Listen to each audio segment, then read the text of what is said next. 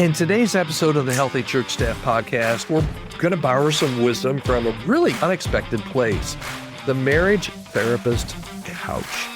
Ministry leaders often feel the pressure to fix all kinds of problems, to smooth over conflict, to make everybody happy.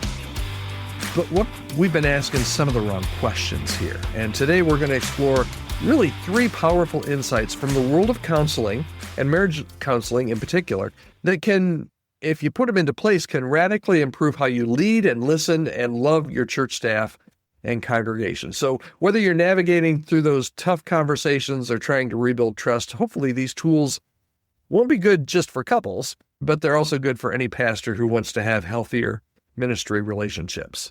All right, thank you so much for joining us today. My name's Todd Rhodes. I'm one of the co-founders over at chemistrystaffing.com, and you're listening to the Healthy Church Staff Podcast. What if I told you that the key to better ministry leadership could come from a marriage therapist's office?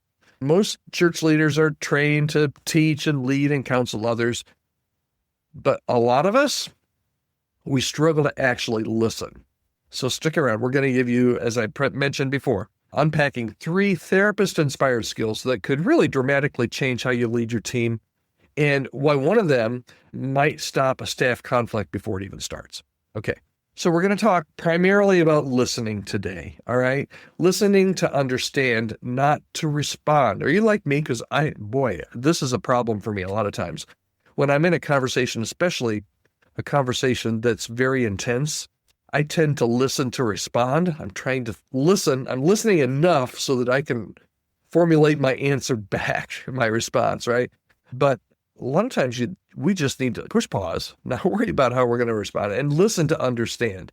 Ministry leaders are often in a fixed mode. We just did a podcast on being a fixer on your staff, but many ministry leaders are often in this fix-it mode, especially when a staff member walks into your office with tears or tension. But we don't ever think about ourselves as kind of therapists. Therapists are trained to sit in the discomfort and to listen deeply. Not to correct, not to coach, not to compare stories, but to listen. Can you help me how you're feeling? Understand how you're feeling right now. A simple shift that changes the tone completely. Now, this is the opposite of the mode that we're in most of the time as a church staff person, which is more of a transactional leadership, right? It's more incarnational.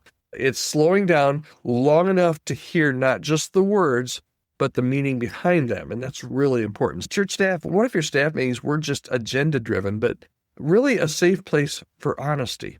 A place where you can not just ask questions, but ask better questions that don't lead the witness, right? Therapists are very good. Matter of fact, they're trained in asking open-ended questions that invite the person to give some depth in their answers. And pastors, we often ask leading questions like, don't you think this will be fine after Sunday? You're not upset, are you?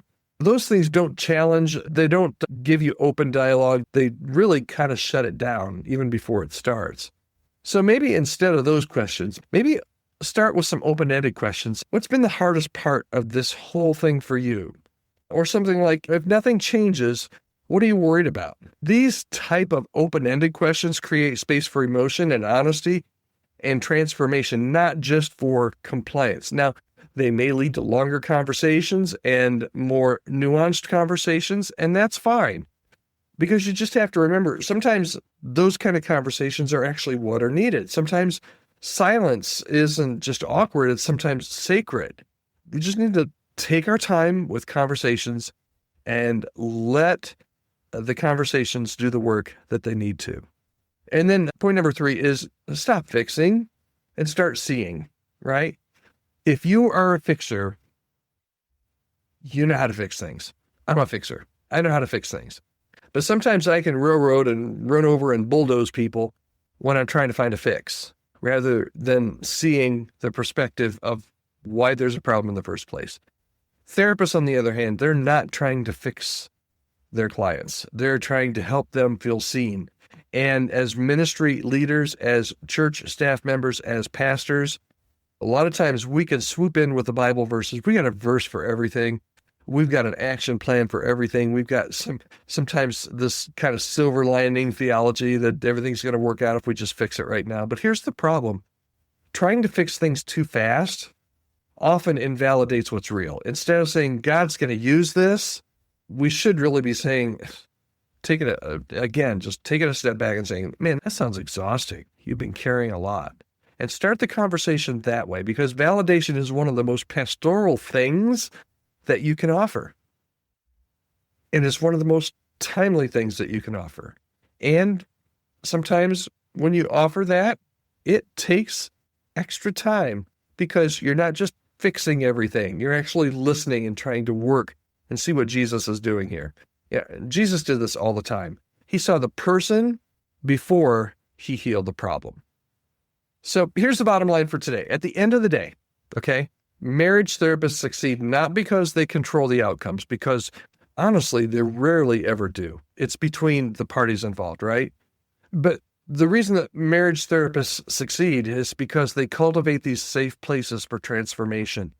And we as pastors, we as church leaders, we as church staff members need to do the same, to create those safe spaces for transformation and conversations without judgment.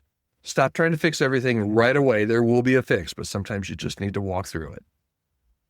All right, that's it for today. I hope this has been helpful, maybe giving you a little bit different way of looking at your role as a fixer or your role as a leader in your church. I'd love to hear your feedback. You can reach out to me anytime, podcast@chemistrystaffing.com. All right, that's it for today. Today is Friday. If you're listening on the day this was released, I hope you have a great weekend at your church. Hope you take some time to just spend with your family and enjoy the weekend as well. Summer will be gone before we know it. And I'll be right back here on Monday on the Healthy Church Staff Podcast. Thanks for listening.